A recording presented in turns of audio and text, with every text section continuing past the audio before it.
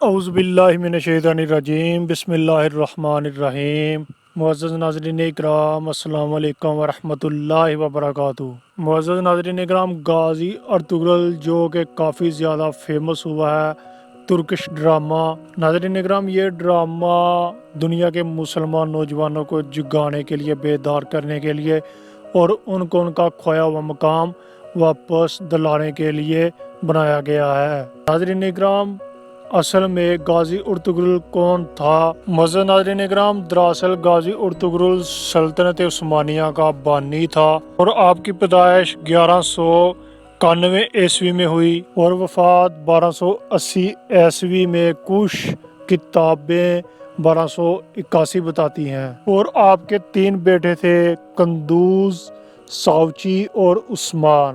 اور عثمان نے 1291 میں یعنی اپنی والد کے وفات کے بعد خلافت بنائی۔ ناظرین اکرام، اس خلافت کا نام عثمان کے نام سے ہی خلافت عثمانیہ رکھا گیا۔ لیکن ناظرین اکرام، یاد رہے کہ سلطنت کی بنیاد غازی ارطغرل رحمۃ اللہ علیہ ہی رکھ کر گئے تھے۔ اس کے بعد 1291 سے لے کر 1924 تک یعنی 600 سال تک اسی سلطنت نے امت مسلمہ کا دفاع کیا۔ اس کے ساتھ ہی مسجد نبوی، گنبد خزرا اور مسجد حرام کی جدید تعمیر، سیدنا امیر حمزہ کا مزار اور مکہ المکرمہ تک ایک عظیم الشان نہر، آقا دو جہاں صلی اللہ علیہ وسلم کے مزار مبارک انور کے گرد سیسا کی دیوار اور مکہ المکرمہ میں ٹرین کے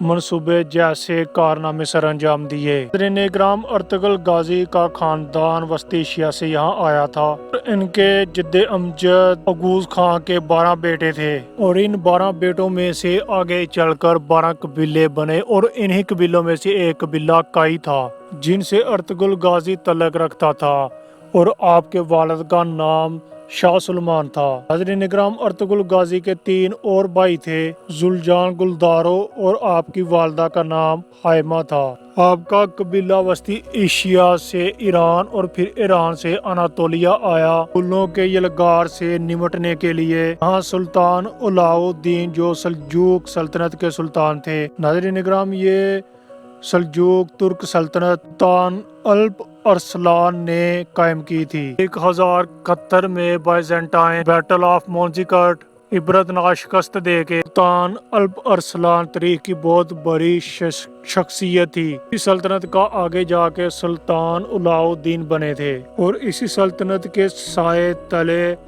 اوغز خان کے 12 قبیلے رہتے تھے اور شاہ سلیمان کی وفات کے بعد ارتغل اس قبیلے کے سردار بنے۔ آپ سب سے پہلے اہلت آئے تھے، اہلت کے بعد حلب گئے 1232 میں، جہاں سلطان صلاح الدین ایوبی کے پوتے العزیز کی حکومت تھی۔ سب سے پہلے ارطغرل نے العزیز کو اس کے محل میں موجود غداروں سے نجات دلائی، اس سے دوستی کی اور پھر سلطان علاء الدین کی بھتیجی حلیمہ سے شادی کی۔ پھر آپ کے 3 بیٹے ہوئے، اوپر جو نام دیا ہے۔ ایوبیوں اور سلجوقیوں کی دوستی کروائی اور حلب کے قریب صلیبیوں کے ایک بہت بڑے قلعے کو فتح کیا اور اس کے بعد ارطغرل سلطان علاء الدین کے بہت قریب ہو گیا۔ اس کے بعد منگولوں کی یلغار قریب ہوئی تو منگولوں کے ایک بہت بڑے لیڈر نویان کو شکست دی۔ نویان منگول بادشاہ کا رائٹ ہینڈ تھا۔ بیٹا ہلاکو خان تھا جس نے بغداد کو اس قدر روندا کہ دریائے کرات سرخ ہو گیا تھا اور اسی نویان کو شکست ارطغرل نے دی۔ اور پھر غازی ارطغرل اپنے قبیلے کو لے کر سوگت آئے بالکل قسطنطنیہ کے قریب۔ سب سے پہلے وہاں بازنطینیوں کے ایک بہت اہم قلعے کو فتح کیا، وہاں پر تمام ترک قبیلوں کو اکٹھا کیا۔ سلطان علاء الدین کے بعد آپ کے بیٹے سلطان غیاث الدین سلطان بن گئے۔ ان کی بیٹی کے ساتھ ہی عثمان کی شادی ہوئی۔ جنگ کے دوران غیاث الدین شہید ہو گئے تو عثمان غازی سلطان بن گئے۔ ان کی نسل سے آگے نکل کر سلطان فاتح رحمۃ اللہ علیہ تھے جنہوں نے 1953 میں قسطنطنیہ کو فتح کیا اور یوں حضور اکرم صلی اللہ علیہ وسلم کی غیبی خبر پوری ہوئی۔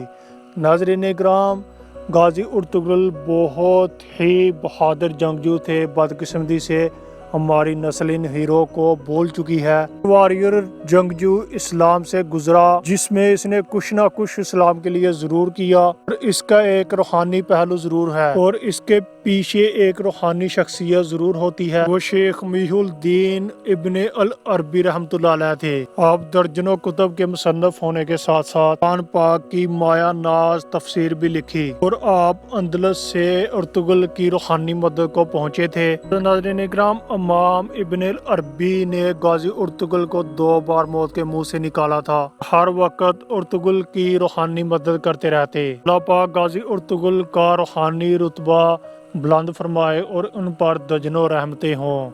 تو ناظرین اکرام، یہ تھی ویڈیو۔ کمنٹ میں اپنی قیمتی رائے کا اظہار ضرور کیجیے گا، اور اگر ویڈیو اچھی لگی تو اپنے واٹس ایپ گروپ میں دوستوں کے ساتھ ضرور شیئر کیجیے گا۔ آج کے لیے اتنا ہی، دو اجازت، اللہ حافظ۔